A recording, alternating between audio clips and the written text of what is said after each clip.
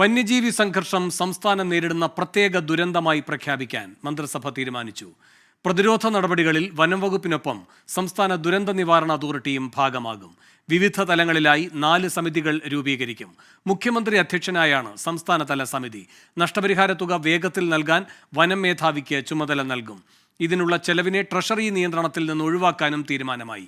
വന്യജീവി സംഘർഷം നേരിടാൻ കിഫ്ബിയിൽ നിന്നും 110 കോടി രൂപ കൂടി അനുവദിച്ചു. ഷഫീദ് റാവുത്തർ തിരുവനന്തപുരത്ത് നിന്ന് കൂടുതൽ വിവരങ്ങളുമായി ചേരുന്നു. ഷഫീദ്, ഇപ്പോൾ വലിയ ജനരോഷം ഉണ്ടായിരിക്കുന്ന ഒരു വിഷയമാണ്. ഇതിൽ കാര്യക്ഷമമായി പരിഹരിക്കാൻ കഴിയുന്ന നടപടികൾ സർക്കാർ കൈക്കൊണ്ടു എന്ന് കരുതാൻ കഴിയുമോ?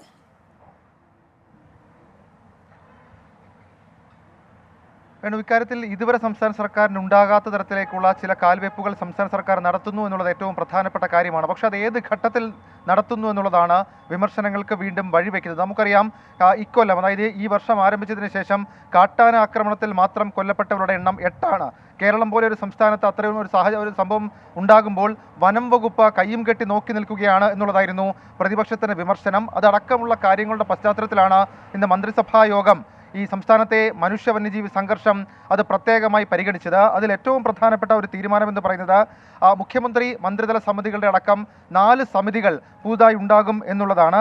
മറ്റൊരു പ്രധാനപ്പെട്ട കാര്യം നമുക്കറിയാം, അതായത് സംസ്ഥാനത്തെ മനുഷ്യ വന്യജീവി സംഘർഷം സംസ്ഥാന പ്രത്യേക ദുരന്തമായി പ്രഖ്യാപിച്ചിട്ടുണ്ട്.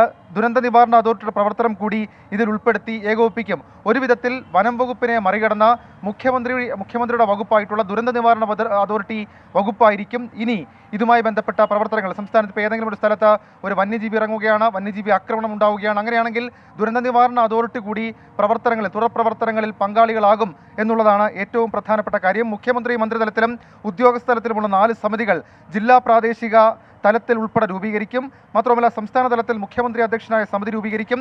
വനം വകുപ്പ് മന്ത്രി, റവന്യൂ മന്ത്രി, തദ്ദേശ സ്വയംഭരണ വകുപ്പ് മന്ത്രി, പട്ടികജാതി പട്ടികവർഗ വകുപ്പ് മന്ത്രി, ചീഫ് സെക്രട്ടറി, കൺവീനറുമായിരിക്കുന്ന ഒരു സമിതിയായിരിക്കും ഉണ്ടാവുക. ഉദ്യോഗസ്ഥ സമിതി ഇങ്ങനെയാണ്: ചീഫ് സെക്രട്ടറി, ആഭ്യന്തര സെക്രട്ടറി, റവന്യൂ വകുപ്പ് സെക്രട്ടറി, വനം സെക്രട്ടറി, അതേപോലെ തന്നെ തദ്ദേശ സ്വയംഭരണ വകുപ്പ് സെക്രട്ടറി അടക്കമുള്ള ഉദ്യോഗസ്ഥർ. അവർ ഇക്കാര്യം എക്സിക്യൂട്ട് ചെയ്യാൻ, സംസ്ഥാന സർക്കാർ എടുക്കുന്ന തീരുമാനം എക്സിക്യൂട്ട് ചെയ്യുകയായിരിക്കും അവരുടെ ഉത്തരവാദിത്തം.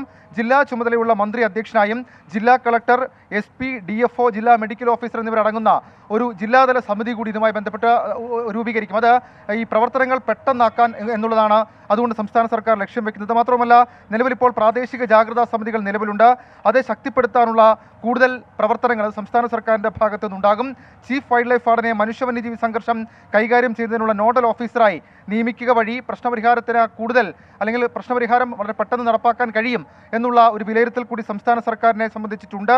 നമുക്കറിയാം, ഈ പ്രകൃതി ദുരന്ത സമയങ്ങളിൽ സെക്രട്ടേറിയറ്റ് കേന്ദ്രീകരിച്ചൊരുക്കുന്ന നിരീക്ഷണ സംവിധാനം പോലെ വന്യജീവി ആക്രമണങ്ങൾ ഉണ്ടാകുമ്പോൾ വനം വകുപ്പ് ആസ്ഥാനത്ത് ചീഫ് വൈൽഡ് ലൈഫ് വാർഡന്റെ ചുമതലയിൽ ഒരു കൺട്രോൾ റൂം പ്രവർത്തിക്കാനും ഇന്നത്തെ മന്ത്രിസഭാ യോഗത്തിൽ തീരുമാനമെടുത്തിട്ടുണ്ട്. കൂടാതെ വന്യജീവി ആക്രമണ സാധ്യതയുള്ള പ്രദേശങ്ങളിൽ ആധുനിക വിവരവിനിമയ സംവിധാനങ്ങൾ സജ്ജമാക്കും.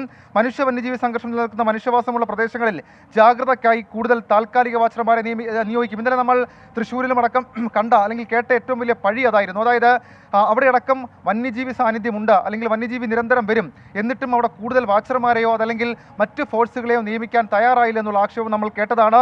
ആ രീതിയിലുള്ള ക്രമീകരണം ആ ആക്ഷേപവുമായി ബന്ധപ്പെട്ട് ഉൾപ്പെടുത്താനാണ് നിലവിൽ ഇപ്പോൾ തീരുമാനിച്ചിട്ടുള്ളത്. കൂടാതെ മറ്റൊരു പ്രധാനപ്പെട്ട കാര്യം, ഈ റാപ്പിഡ് ആക്ഷൻ ഫോഴ്സ് അവരെ ശക്തിപ്പെടുത്താനുള്ള ഉപകരണമടക്കം അവർക്ക് കൂടുതൽ ലഭ്യമാക്കാനും ഇന്നത്തെ മന്ത്രിസഭാ യോഗം തീരുമാനിച്ചിട്ടുണ്ട്. തോട്ടമുടമകളുമായി നിരന്തരം സംസ്ഥാന സർക്കാർ തന്നെ ചർച്ച നടത്തി അവർക്ക് സ്വീകരിക്കേണ്ട മുൻകരുതൽ നിർദ്ദേശം സംബന്ധിച്ച നടപടികൾ സംബന്ധിച്ച് ഇത് കൊടുക്കും. മാത്രവുമല്ല, ഈ മനുഷ്യ വന്യജീവി സംഘർഷത്തിന് സാധ്യത കൂടിയ സ്ഥലങ്ങളിൽ ഫോറസ്റ്റ് ഡിവിഷൻ സ്റ്റേഷൻ അടിസ്ഥാനപ്പെടുത്തി ആവശ്യാനുസരണം പ്രത്യേക ജാഗ്രതാ സമിതികൾ രൂപീകരിക്കാനും ഇത് DFOമാരുടെ ഉത്തരവാദിത്തമായി കാണാനും മന്ത്രിസഭാ യോഗം തീരുമാനിച്ചിട്ടുണ്ട്.